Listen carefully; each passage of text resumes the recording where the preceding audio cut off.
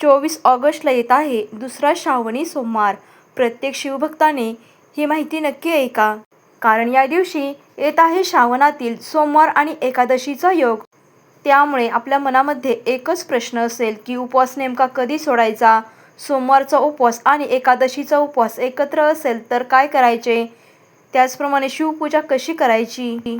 आजच्या या व्हिडिओमध्ये आपण या सगळ्या प्रश्नांची उत्तरं अगदी सविस्तरपणे पाहणार आहोत. त्यामुळे व्हिडिओ शेवटपर्यंत नक्की पहा, कारण शेवटी मी तुम्हाला उपवास सोडताना काय म्हणावे आणि कोणती साधी प्रार्थना करावी याविषयी थोडक्यात माहिती सांगणार आहे.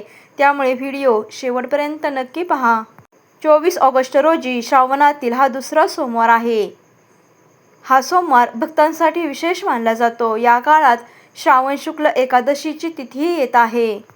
त्यामुळे एकादशीचा उपवास आणि सोमवारचा उपवास याबद्दल आपल्या मनामध्ये वेगवेगळे विचार येत असतील. समजा जर तुम्ही श्रावणी सोमवारचा उपवास करत असाल तर यासाठी आपल्याला सकाळी लवकर उठून स्नान करायचं आहे. आपल्या देवघरातील देवांची विधिवत पूजा करून घ्यायची आहे. तुमच्याकडे शिवलिंग असेल तर स्वच्छ पाण्याने अभिषेक करायचा आहे. त्यानंतर पाणी, बेलपत्र, फुले, अक्षदा यांनी आपल्याला ही पूजा करून घ्यायची आहे. त्यानंतर शिवलिंगावर बेलपत्र अर्पण करताना ओम नमः शिवाय या मंत्राचा आपल्याला 11 वेळा, 21 वेळा आणि 108 वेळा असा जप करायचा आहे. शक्यतो 108 वेळा आपल्याला हा जप करायचा आहे. पूर्ण श्रद्धा आणि विश्वासाने आपल्याला हे सोमवारचे व्रत करायचे आहे. जर तुम्ही एकादशीचे व्रत करत असाल तर या दिवशी आपल्याला भगवान विष्णूचे स्मरण करायचं आहे. जर तुम्ही एकादशीचे व्रत करत असाल तर आपल्या व्रताच्या पद्धतीनुसार फलाहार किंवा उपवास करावा. एकादशीला भगवान विष्णूंची पूजा करावी. विष्णूंची प्रतिमा किंवा फोटोसमोर दिवा लावावा. पिवळी फुले अर्पण करावीत. त्याचप्रमाणे भगवान विष्णूंना तुळशीपत्र अर्पण करावे. हे अर्पण करत असताना ओम नमो भगवते वासुदेवाय, ओम नमो भगवते वासुदेवाय नमः, ओम नमो भगवते वासुदेवाय नमः या मंत्राचा श्रद्धेने जप करावा. त्यानंतर भगवान विष्णूंची प्रार्थना करून कुटुंबाच्या सुखासाठी प्रार्थना करावी.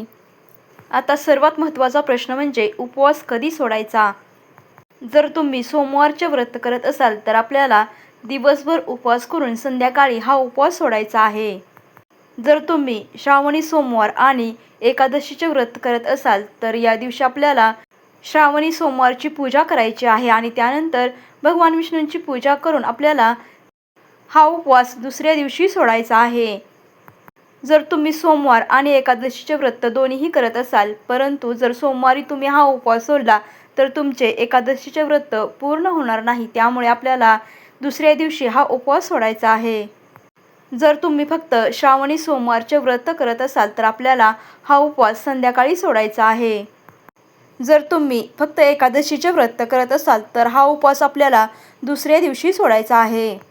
म्हणून दोन्ही व्रत एकत्र पाळणाऱ्यांनी विशेष काळजी घ्यावी. या दिवशी आपल्याला भगवान शिवासाठी ओम नमः शिवाय, भगवान विष्णूसाठी ओम नमो भगवते वासुदेवाय या दोन्ही मंत्राचा जप करायचा आहे. सकाळी शिवपूजा करून ओम नमः शिवाय आणि विष्णूची पूजा करताना ओम नमो भगवते वासुदेवाय या मंत्राचा जप करायचा आहे. श्रावण सोमवार आणि पुत्रदा एकादशी या दोन्ही एकाच दिवशी आलेल्या आहेत. त्यामुळे आपल्याला संतान प्राप्तीसाठी प्रार्थना करायची आहे. पुत्रदा एकादशीच्या निमित्ताने संतानासाठी प्रार्थना करणाऱ्या दाम्पत्यांनी भगवान विष्णू आणि माता लक्ष्मीसमोर श्रद्धेने प्रार्थना करावी. हे श्री विष्णू, आमच्या कुटुंबावर तुमची कृपा राहू दे. आमच्या संततीला उत्तम आरोग्य, दीर्घायुष्य, सद्बुद्धी आणि सुख लाभू दे. आमच्या मनातील योग्य इच्छा पूर्ण होऊ दे.